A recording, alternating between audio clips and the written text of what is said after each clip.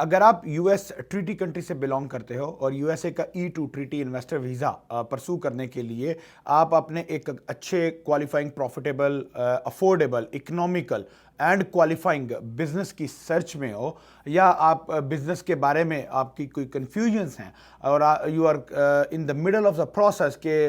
How would the buying of a business would work, then this video is going to be very useful asset for you because आज इस video में मैं detail के साथ explain करूंगा कि how does business buying process works in USA. आपको business buyer broker जो है उसके साथ काम करके आपको क्या फैसिलिटीज जो है वो क्या फेवर्स मिल सकती हैं, and at the same time how we at Startup Business Bureau can help you in navigating the whole business buying process. So stay tuned till the end of this video. Assalamu alaikum. My name is Rahil Sheikh. I'm a business consultant based in Virginia, USA. मेरी firm Startup Business Bureau में we provide consulting and management services to international investors and entrepreneurs जो USA में अपना business establish करना चाहते हैं, business buy करना चाहते हैं और उस business की base के ऊपर USA के E2 visas को pursue करना चाहते हैं। E2 Treaty Investor Visa की one of the major requirement ये होती है कि आपको वीजा एप्लीकेशन से पहले बिजनेस में इन्वेस्टमेंट करनी होती है।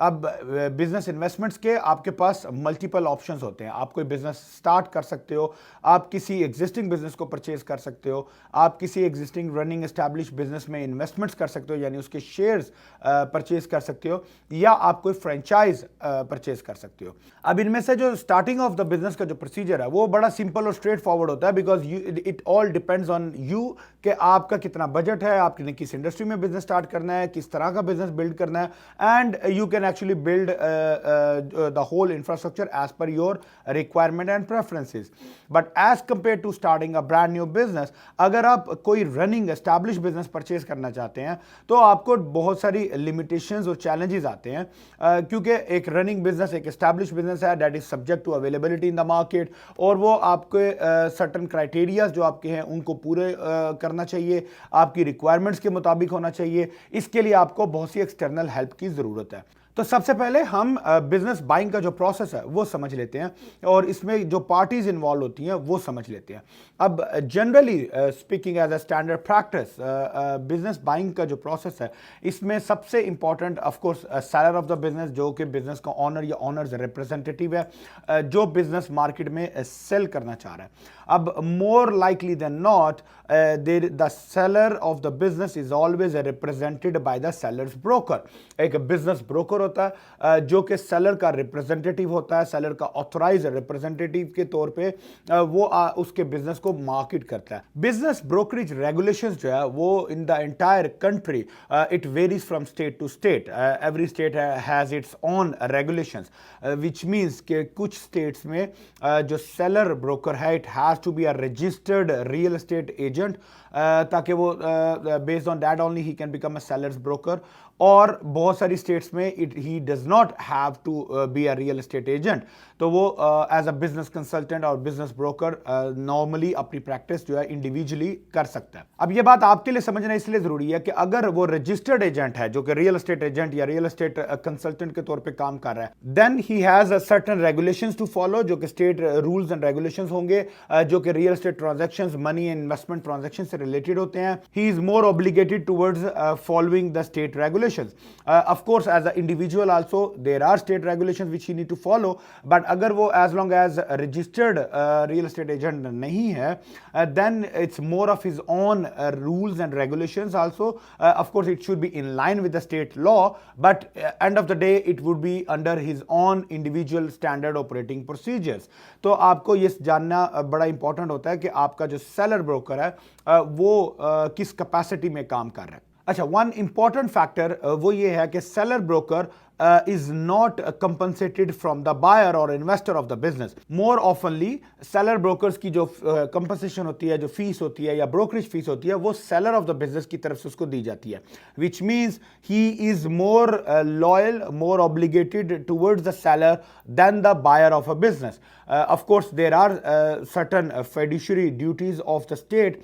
जिसकी बेस के ऊपर सेलर ब्रोकर को बहुत सारे डिस्क्लेमर्स और सारा जो इंफॉर्मेशन है about the property, about the business वो बायर्स तक ट्रांसफर करना जरूरी है, मैंडेटरी है, but still his more loyalties are towards the seller of the business because he is been hired by the seller of the business and he is been paid by the seller of the business. अब as a seller's broker he would come to the market places, वो online page जैसे bizbuysell.com है, businessforsale.com है, इस तरह की बहुत सारी डिफरेंट वेबसाइट्स हैं जिन पे वो बिजनेस जो अवेलेबल है सेल के लिए उस बिजनेस को वो मार्केट करेगा। And then you know the buyers inquiries would come, आप लोग as a buyer as an investor आप उन साइट्स पे से जाके बिजनेस को सर्च आउट करेंगे और आप जो है वो बिजनेस ऑनर या बिजनेस ब्रोकर जो है उसको कॉन्टैक्ट करेंगे। अब एक बहुत कॉमन प्रैक्टिस जो देखने में आई है, बहुत सारे इंटरनेशनल इन्वेस्टर्स को ये लगता है कि बिजनेस बाय करना जो है वो उनकी रिस्पॉन्सिबिलिटी में है, उनके and they can certainly manage and bye find out and by that deal and the transaction and the business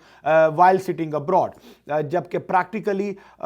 it's very tough और it's a very challenging and very time taking procedures। buying a business का जो process है वो बड़ा time taking है, especially जब आपके certain parameters होते हैं, certain requirements होती हैं। for example most of the times पे जो buyers या investors की जो requirement रहती है कि उनका budget as low as possible हो, business की value अच्छी हो, business की profitability ठीक हो,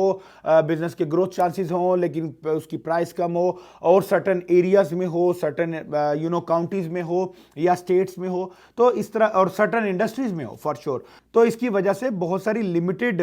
जो क्राइटेरियाज हैं उनकी बेस के ऊपर बाइंग अ बिजनेस और finding a business is a very challenging task. और बहुत कॉमनली हमने ये देखा है कि people spend months and months sometimes even years in finding a good qualifying business matching your criteria. और जब उसके बाद भी आपको एक बहुत लंबा टाइम स्पेंड करने के बाद भी the moment you and up in finding a business, तो आपको उसकी ट्रांजैक्शन कैसे क्लोज करनी है, आपको रिस्क कैसे मिटिगेट करने हैं, आपने बिजनेस की ड्यू डिलिजेंस कैसे करनी है, उसकी क्वालिफिकेशंस को कैसे वेरीफाई करना है, you would never know. So as a well qualified and experienced to business consultant and business broker,